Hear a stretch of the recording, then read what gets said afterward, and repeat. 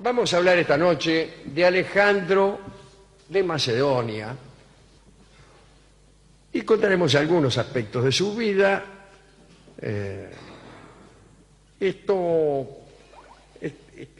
trabajando con un libro muy interesante acerca de las traiciones. Es un libro que trabaja con traiciones. Es el libro de Pedro Pablo García May, y una de las personas traicionadas de esta colección de traidores y de víctimas es Alejandro de Macedonia. Era Alejandro III de Macedonia, hoy conocido como Alejandro Magno, Alejandro el Grande, desde luego una de las figuras más populares de todos los tiempos, que tiene un aura a mitad de camino entre lo heroico y lo trágico que le han encumbrado a los primeros puestos de la historia, ¿no? Y ahí está, junto con Aníbal y junto con Julio César, disputándose el título de mejor general de la antigüedad, y de hecho conquistó el mayor imperio conocido en un tiempo sorprendentemente corto. Como todos los personajes semilegendarios, su vida está cargada de hechos prodigiosos. Ya desde el mismo momento de su nacimiento, en Pella, la capital de Macedonia, pues coincidió con tres noticias. Qué curioso, hace una semana más o menos recordamos este episodio. Tres noticias victoriosas para su papá, Filipo de Macedonia. El triunfo militar del general macedonio Parmenión sobre las tropas ilirias, la conquista de una ciudad portuaria asediada por Filipo y la victoria del carro de Filipo en una carrera que se disputó el mismo día, ¿no? Justo ese día nació Alejandro de Macedonia. También me atrevo a hacer un aporte personal a justo ese día. Había un señor en la antigüedad llamado Eróstrato que deseaba, tal como lo desea usted, Barton, que todo el mundo hablara de él. Y entonces concibió la idea de incendiar el templo de... Los romanos dicen el templo de Diana, pero es el templo de Artemis, ya que son tiempos griegos todavía. El templo de Artemis en Éfeso. Y habrá pensado Eróstrato, si yo quemo todo, mi nombre no morirá nunca, todo el mundo lo recordará para siempre. Y efectivamente ardió el templo y los jueces lo tomaron a Eróstrato y como castigo adicional al que seguramente le habrán aplicado, dictaron una prohibición, la de nombrar a Eróstrato en toda la Hélade, en toda Grecia. Nadie podía nombrarlo. Pero, o incompetencia, la historia fue violando esa disposición de los jueces griegos y hoy, 3.000 años después, sí, o 2.323 más 15,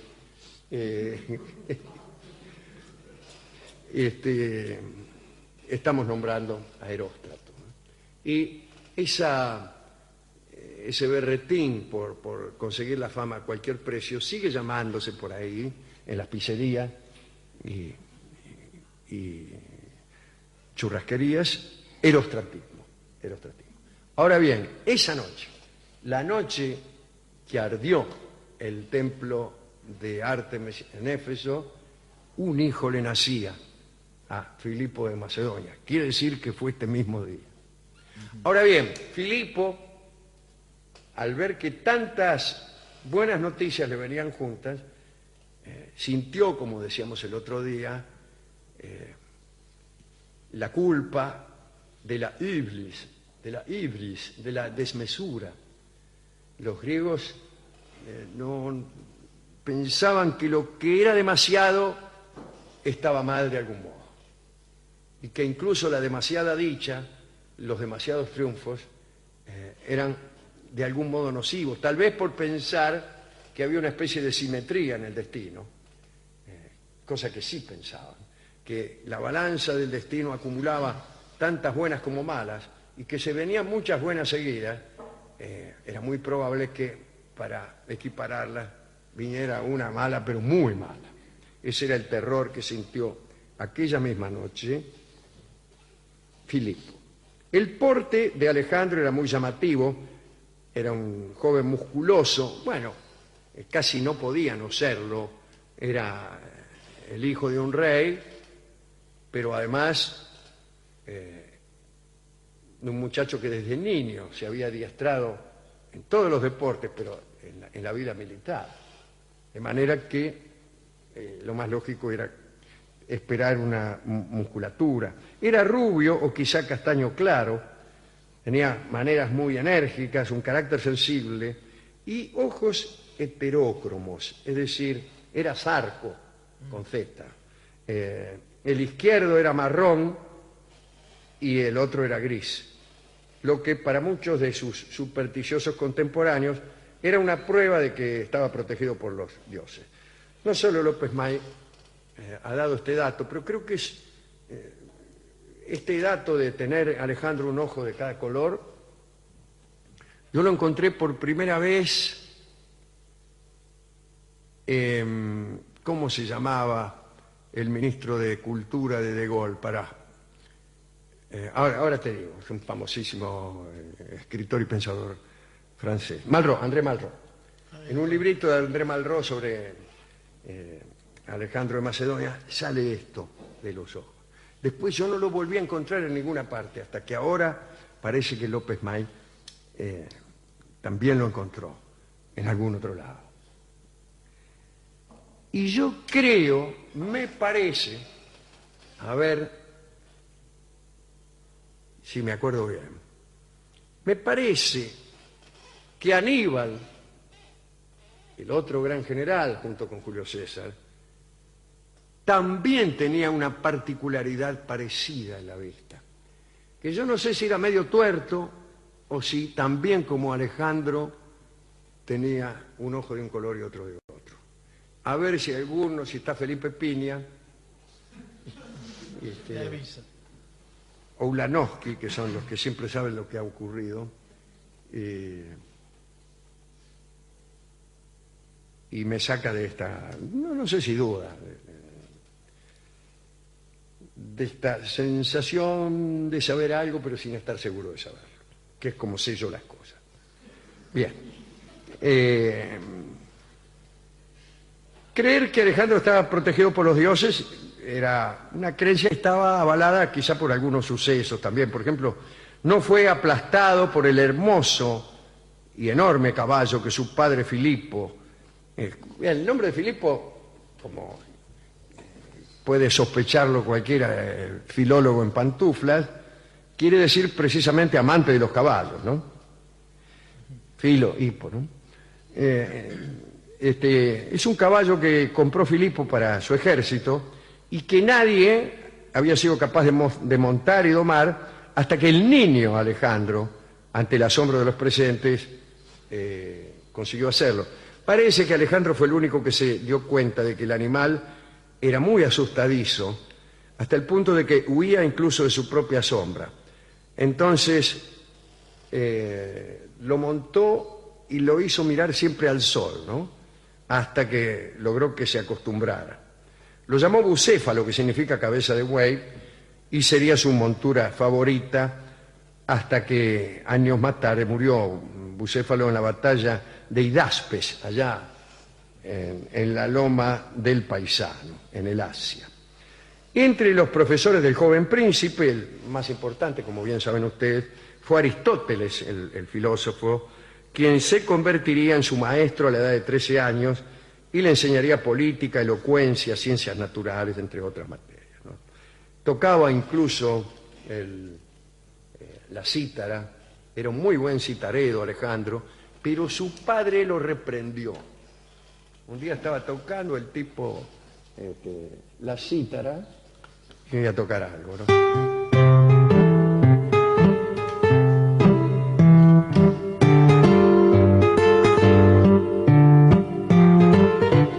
Tocaría cosas griegas.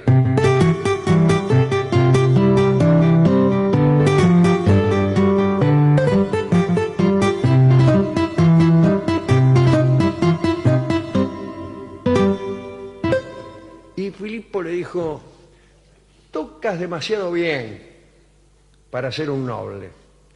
Los griegos creían que las actividades manuales, lo banáusico decían ellos, no eran cosas para los macanudos. Había que dejarlas para la gilada. Entonces, ella, no, un hombre noble no puede tocar bien la cítara, puede tocar más o menos, pero bien no. Así pensaban, incluso no tenían en alta estima a los artistas que trabajaban con la mano, como al artesano, como Praxíteles, Fidias, al escultor, ponele. Incluso pensaban que el artista era poseído por los dioses, que era un instrumento de los dioses. Cosa rara. Pero menos querían a los que trabajaban con la mano. Bueno, no importa. Después de la muerte de Filipo, también traicionado, vaya a saber por qué, Alejandro heredó el reino con 20 años de edad y lo primero que tuvo que hacer fue someter de nuevo a toda Grecia, que se rebeló con B larga al conocer el asesinato del rey macedonio. Pero dejó Filipo una máquina de guerra que funcionaba muy bien, ¿no? Y utilizando ese ejército, Alejandro derrotó a todos los ejércitos rebeldes y se hizo nombrar, tal como Filipo había hecho, hegemón o líder de la Grecia unida.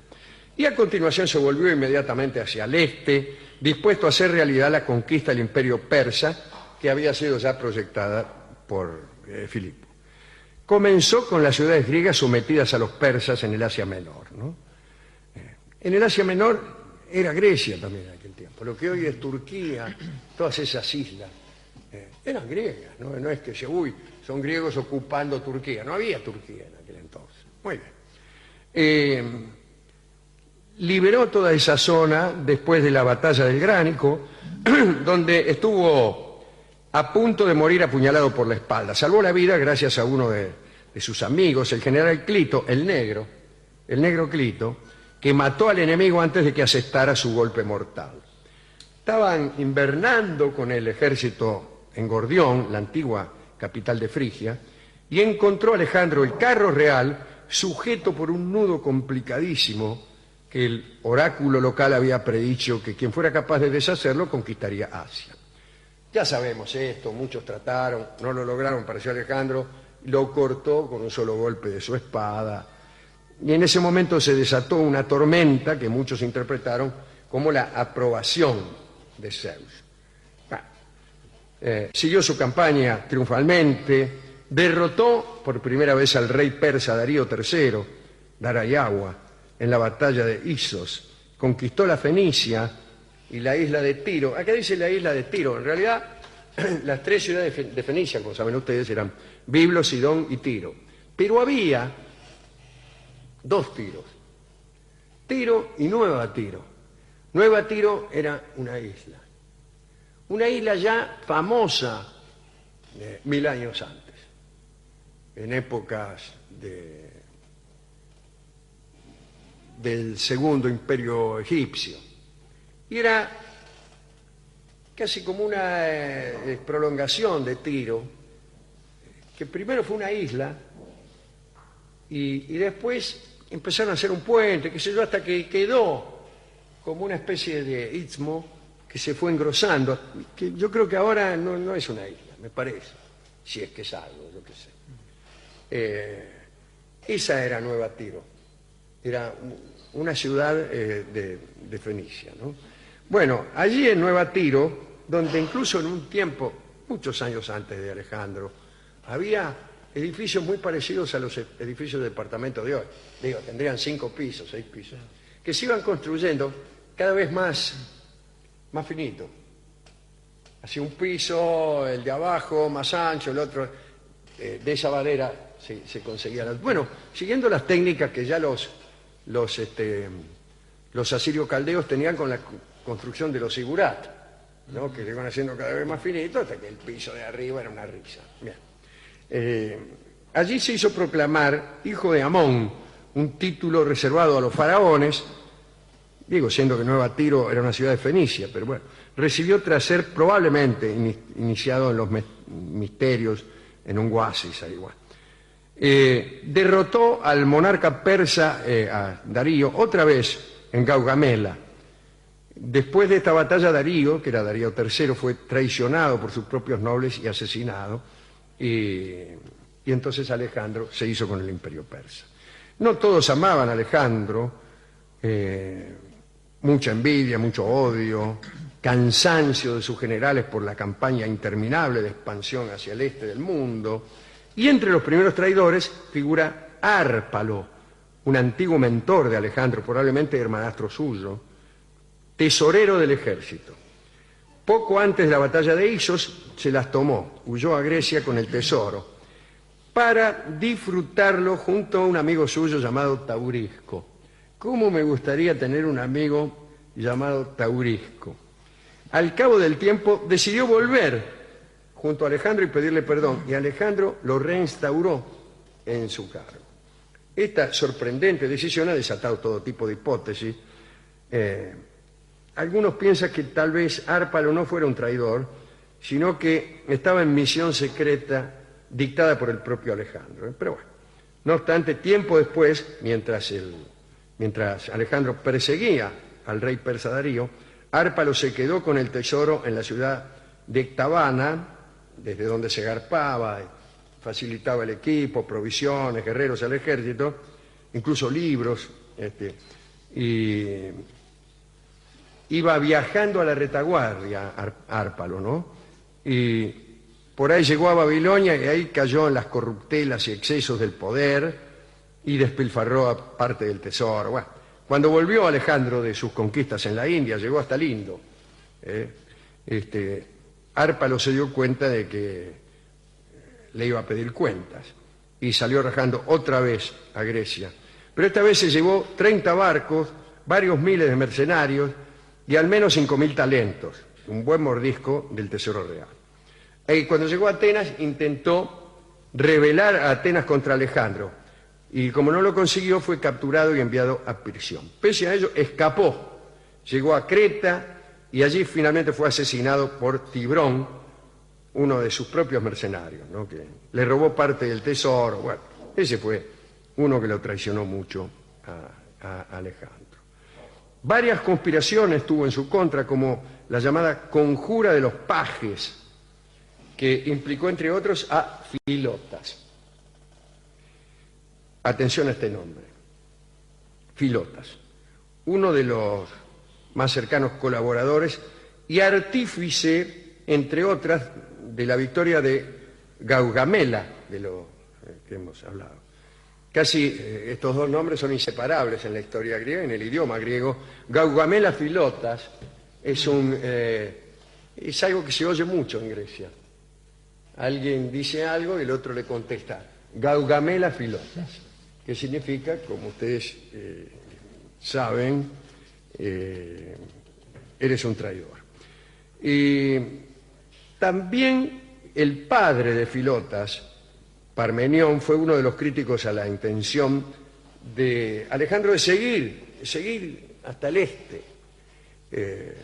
Y al final se cansaron todos y le dijeron, bueno, volvé. Igual Parmenión fue ejecutado, ¿no? Lo mismo que Filotas. Otro traidor fue su primo, el primo de Alejandro, Amintas, que pactó en secreto con los persas, fue descubierto y ejecutado. También Calístenes, sobrino de Aristóteles, historiador personal de las campañas alejandrinas, lo traicionó porque él mismo se sintió traicionado como griego cuando el rey de Macedonia decidió asumir el ceremonial persa, que incluía el hecho de que sus súbditos se postraran de rodillas, todas esas cosas del oriente, ¿no? Tocando el suelo con la frente, qué sé yo. Y esta costumbre oriental suscitó fuertes protestas, que los griegos se consideraban hombres libres, y cuando elegían a un rey, eran capaces de dar la vida por su rey, pero lo consideraban primus inter pares, es decir, no la encarnación de ninguna divinidad, sino uno de ellos elegido. Algo así como cuando los varones en la Edad Media elegían a los reyes. Te elegimos rey, pero no porque seas mejor que todos nosotros, sino porque es una decisión nuestra elegirte rey. Esos eran los reyes de la Edad Media previos, los reyes del feudalismo. Esos eran los reyes del feudalismo. Después vienen los reyes absolutos, que eso sí, no tenían algo de divinidad. No eran divinos ellos, pero gobernaban en nombre de Dios, ¿no? Sí. O sea, la monarquía tenía origen divino. A los 32 años, el imperio, cuando Alejandro tenía 32 años, su imperio había alcanzado, como he dicho recién, el Valle del Indo, había fundado 70 ciudades, 50 llevaban su nombre, y la más famosa era la Alejandría del norte de Egipto, ¿no? Que aún hoy conserva su nombre, el bello nombre de Alejandría. En ese momento, en plena cúspide de su poder, Alejandro murió. Y todavía hoy se ignora si fue víctima de la traición. Tampoco se sabe la causa exacta de su muerte, que se produjo después de un bailongo, una fiesta ofrecida por su amigo Medio. Medio se llamaba el tipo, Medio si lo mirabas con un ojo solo. Algunos sugirieron que era por haber bebido demasiado alcohol, pero según algunos historiadores, cuando llegó al bailongo ya estaba medio fulero. Además, al igual que su padre, que el resto de la nobleza macedonia, estaba acostumbrado a beber grandes cantidades de vino. Así que muchos dicen que lo picó un mosquito, que lo infectó de malaria, que lo picó un mosquito y se murió enseguida de malaria, qué sé yo. Bueno, durante muchos siglos, sin embargo, se ha creído que la causa real de su muerte fue el envenenamiento, sí señor. Que fue una conspiración organizada por algunos, o por todos sus generales, para frenar definitivamente la marcha hacia el este y repartirse, nos repartimos el imperio entre nosotros. Y chao, basta de tanta conquista, con toda esta guita, con todo este dinero haré mi carnaval. Los principales sospechosos son Casandro y su copero Yolas. A mí me está, Yolas, para mí es peor que Filota. Ese amigo del otro. Sí, Gaugamela Yolas. Así que yo no tengo muchos indicios, pero me cayó mal el copero Yolas. Ya le suena. Parece que envenenaron el vino de Alejandro con agua putrefacta de los pantanos. Hay que hacer un rasca para envenenar el vino con agua podrida. Hay que hacer andá un envenenador profesional. Sí. Está matando al hombre más poderoso del mundo y no te podés gastar 10 pesos en la farmacia. Además, agua podrida le vas a echar. Y se nota el agua podrida. Se nota, no sirve el agua podrida. Y uno no se muere. No se muere, no te morís. Se lo digo yo. Bueno. Algunos lo acusan a Aristóteles, pero porque son platónicos. Parece que Aristóteles desde la distancia en Grecia facilitó un veneno indetectable, bla, bla, bla, bla, bla. Total que no sabemos. Algunos datos, algunas curiosidades relacionadas con el inmortal Alejandro de Macedonia. 50 ciudades llamadas Alejandría. Está muy bien, ¿eh? Está muy bien. Digo, porque a mí me gusta ese nombre. Vamos a escuchar un tango que fue compuesto, digamos, como una contribución a la polémica y que se refiere a la muerte de Alejandro. Se llama el tango Gotas de Veneno y manifiesta la opinión del autor de ese tango acerca de la causa de la muerte. Está también de acuerdo en que fueron gotas de veneno las que le produjeron la muerte a Alejandro de Macedonia. ¿Qué sabe, señor? El tango no dice mucho, seguramente para no malquistarse con el comisario. Vamos a escuchar entonces Gotas de Veneno, un tango alejandrino, es decir, de versos de 14 sílabas, en la versión de un extraordinario cantor, Jorge Casal.